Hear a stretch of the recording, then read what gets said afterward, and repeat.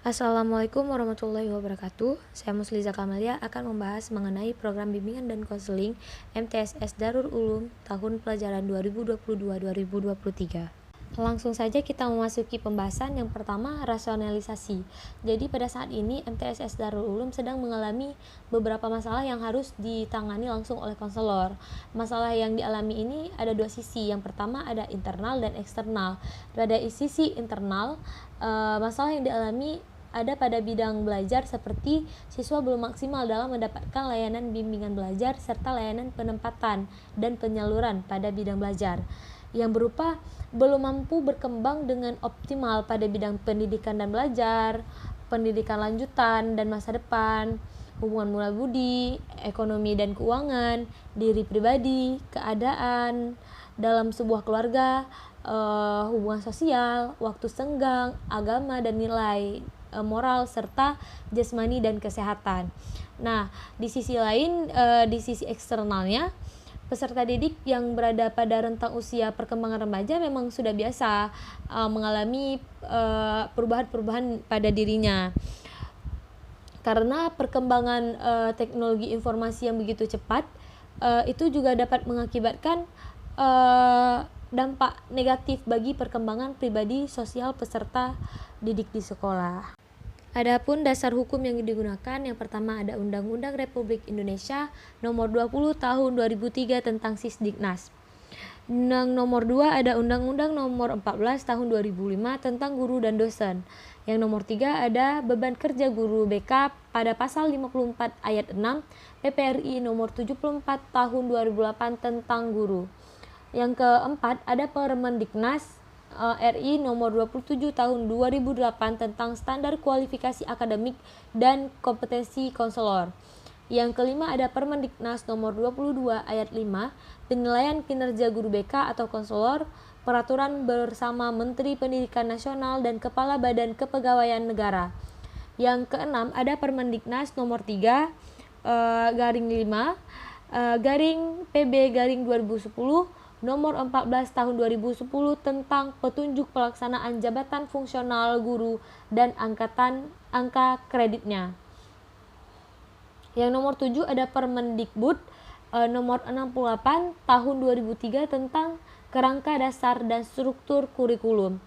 Yang nomor ke-8 ada Permendikbud Nomor 64 Tahun 2004 menjelaskan tentang peminatan dan peminatan pada pendidikan menengah.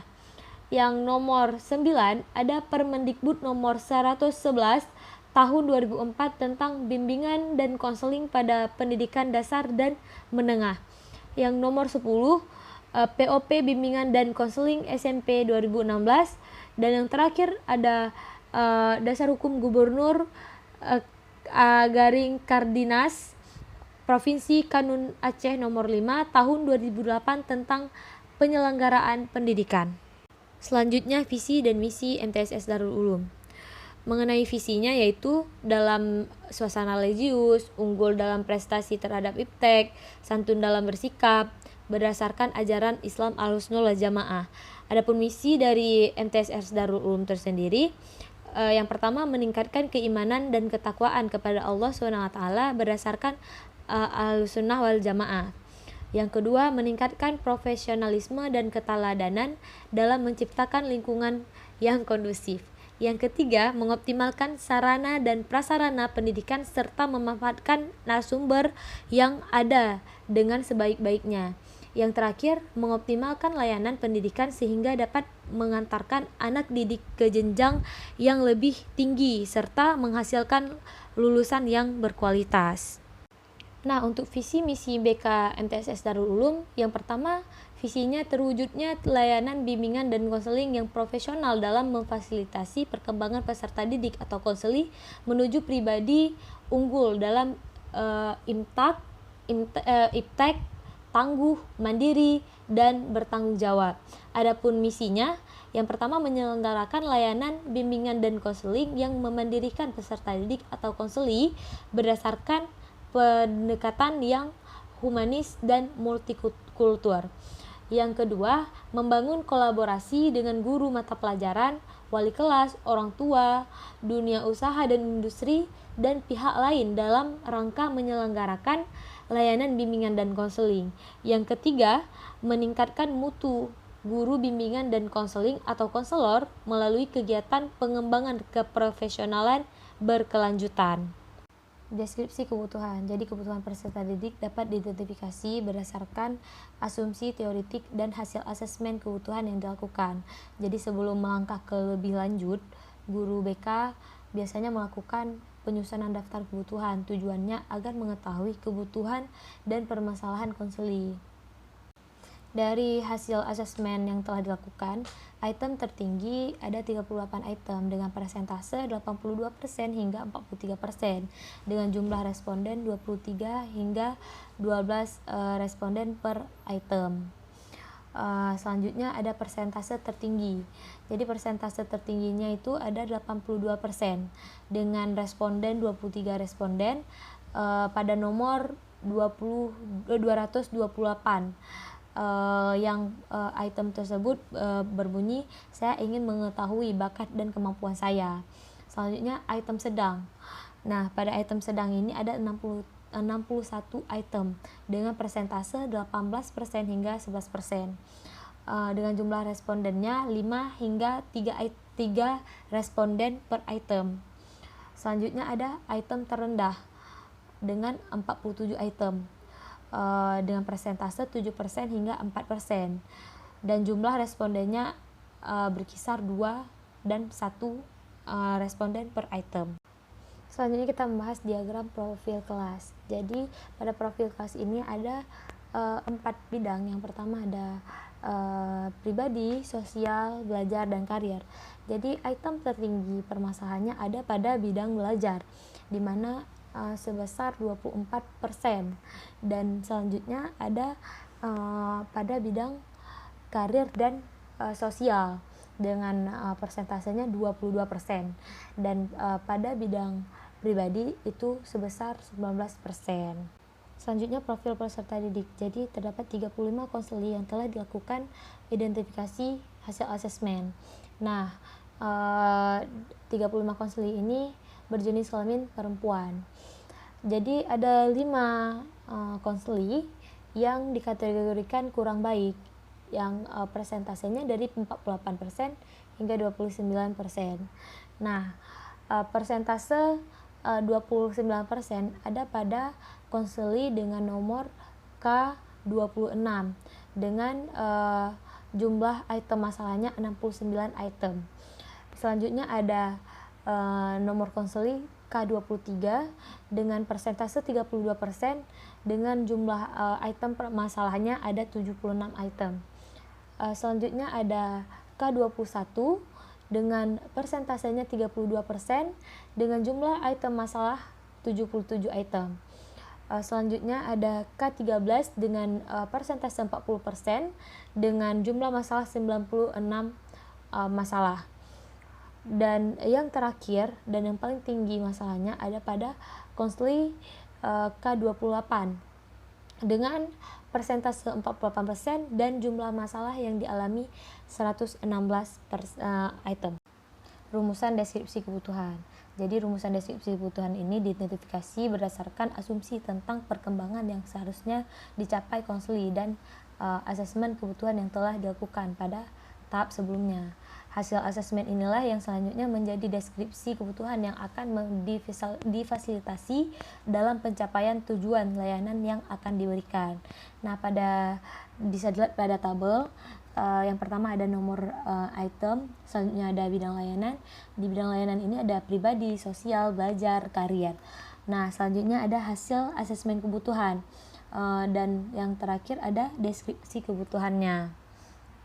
Selanjutnya merupakan lanjutan dari rumusan deskripsi kebutuhan tadi.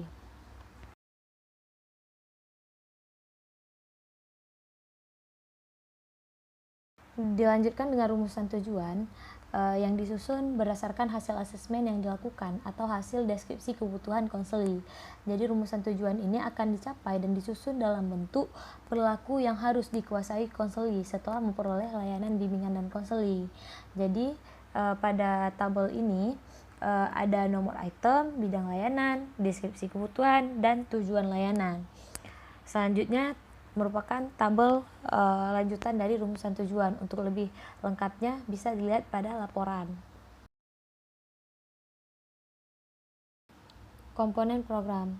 Jadi komponen program yang akan dilaksanakan di MTSS Darul Ulum terdiri dari layanan dasar, yaitu suatu proses pemberian bantuan kepada semua peserta didik atau konseli yang berkaitan dengan pengembangan sikap, pengetahuan, dan keterampilan dalam bidang pribadi, sosial, belajar, dan karier sebagai pengawajatan tugas-tugas perkembangan mereka. Yang kedua ada layanan peminatan dan perencanaan individual yang merupakan proses pemberian bantuan kepada semua peserta didik dalam membuat dan mengimplementasikan rencana pribadi, sosial, belajar, dan karir.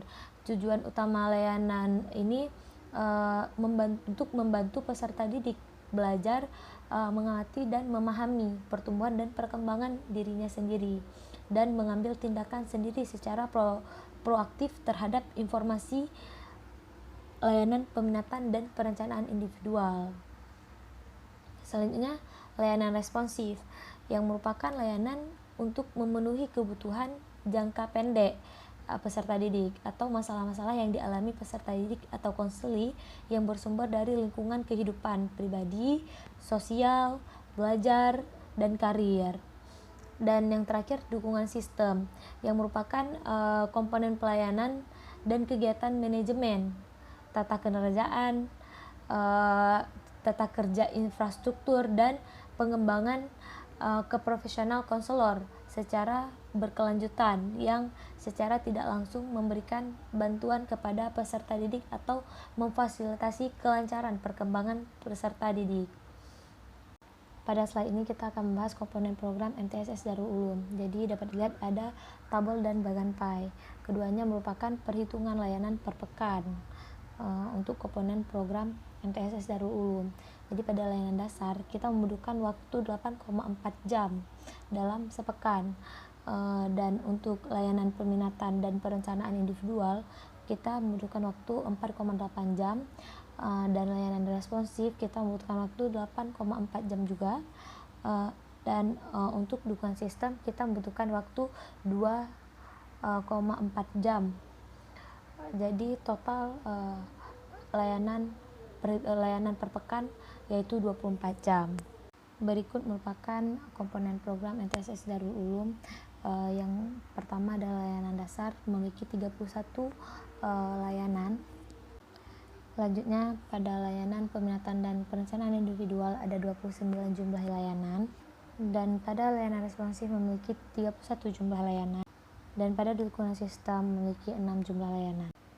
Untuk bidang layanan sendiri itu ada 4 bidang layanan. Yang pertama bidang pribadi yang merupakan proses bantuan yang diberikan kepada peserta didik untuk dapat memahami, menerima, mengarahkan, mengambil keputusan, dan merealisasikan keputusan secara bertanggung jawab tentang perkembangan aspek pribadinya, sehingga dapat mencapai perkembangan pribadi yang optimal dan mencapai kemandirian, kebahagiaan, kesejahteraan, dan keselamatan kehidupannya.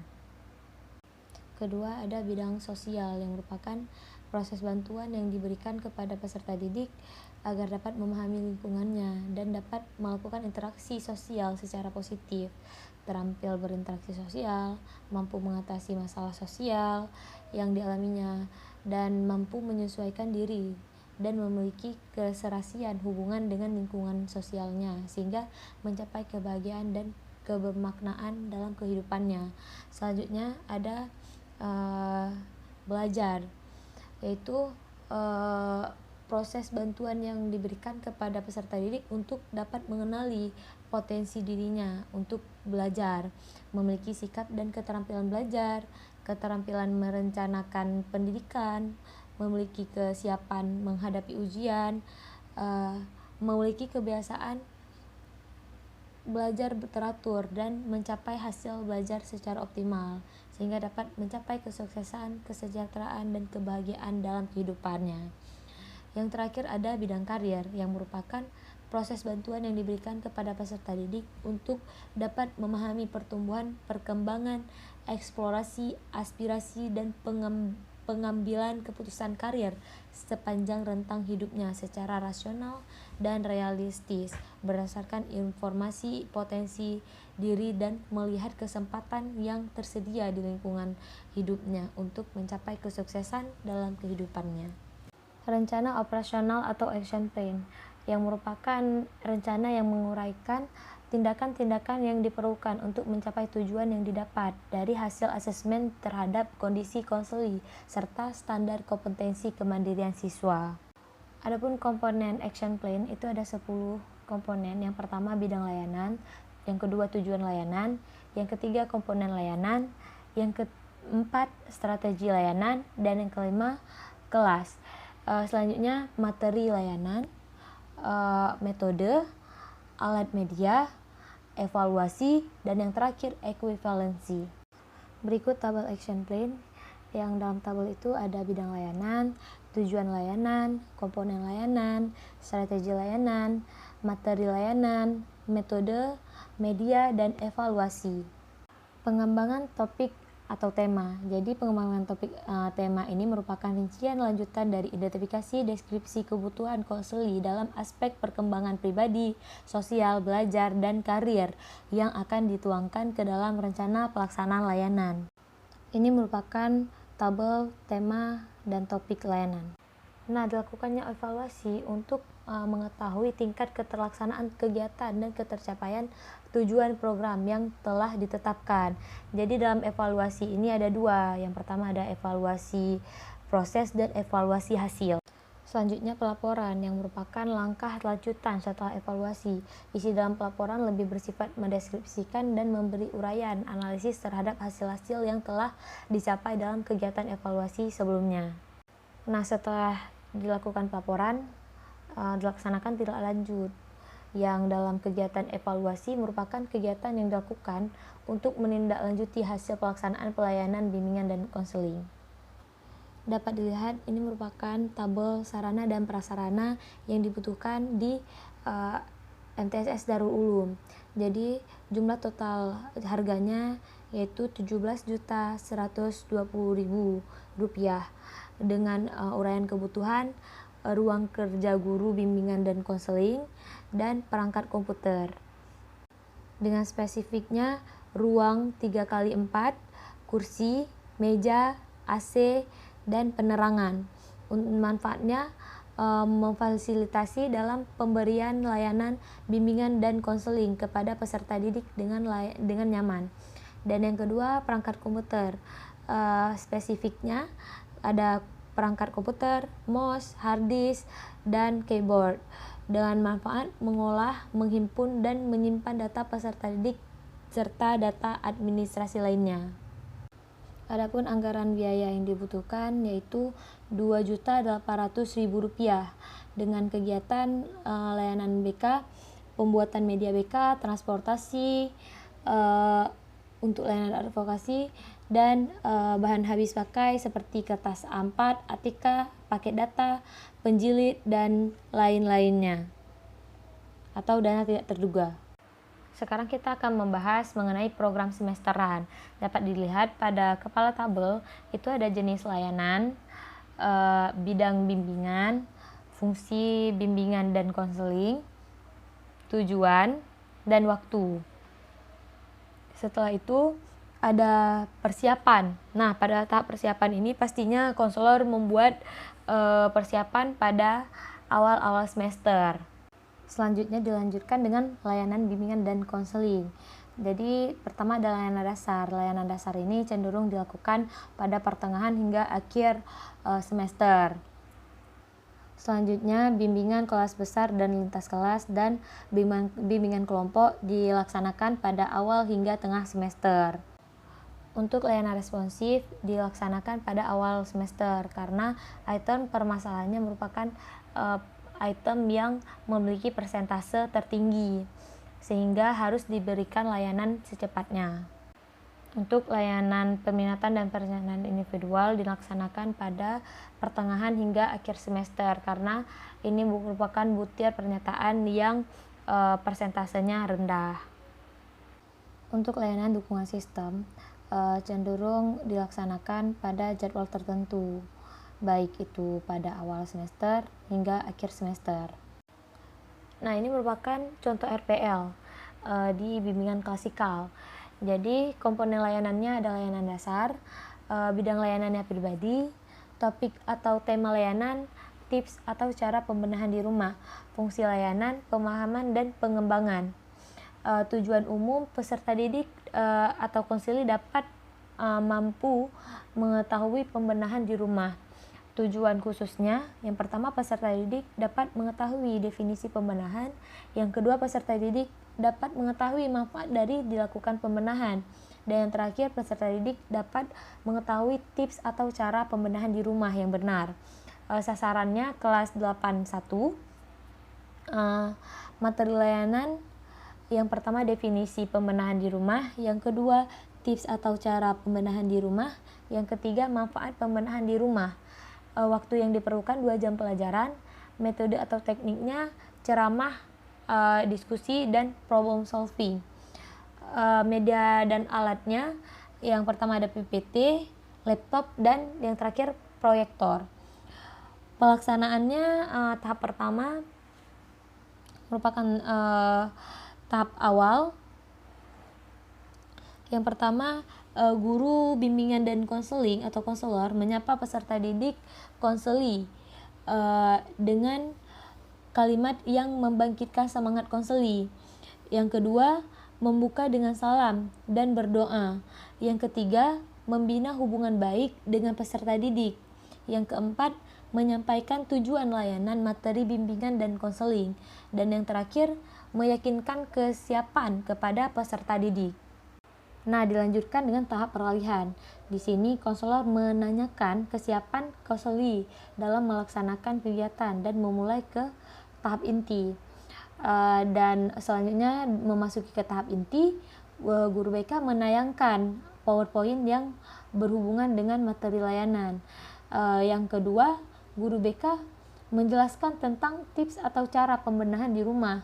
Yang ketiga, guru BK kembali menjelaskan materi dan mengajak peserta didik untuk berdialog interaktif terkait dengan materi yang disampaikan. Dan yang keempat, konselor membuat kelompok untuk konseli yang masing-masing kelompok beranggota 4-5 orang. Yang kelima, konselor menugaskan masing-masing kelompok untuk mendiskusikan masalah yang dialami mengenai materi. Dan yang terakhir, setiap kelompok mempresentasikan atau menjelaskan mengenai permasalahan yang telah didiskusikan. Pada tahap selanjutnya, tahap pengakhiran atau terminasi, di sini konselor pertama mengajak konseli berdiskusi kembali mengenai presentasi tadi dengan cara menyuruh setiap kelompok untuk berpendapat mengenai presentasi kelompok lain. Yang kedua, konselor menyimpulkan hasil diskusi. Dan yang terakhir, konselor mengakhiri kegiatan dengan doa dan salam. Dan dilanjutkan ke bagian akhir, yaitu tahap evaluasi. Kan ada 2 evaluasi. Yang pertama ada evaluasi proses.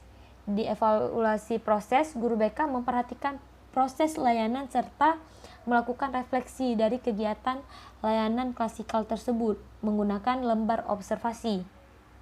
Dan pada tahap evaluasi hasil, peserta didik mengisi angket evaluasi setelah mengikuti kegiatan layanan klasikal, antara lain suasana yang dirasakan, pentingnya topik yang dibahas, cara penyampaiannya, melalui link Google Form agar memudahkan konseli dalam mengumpulkan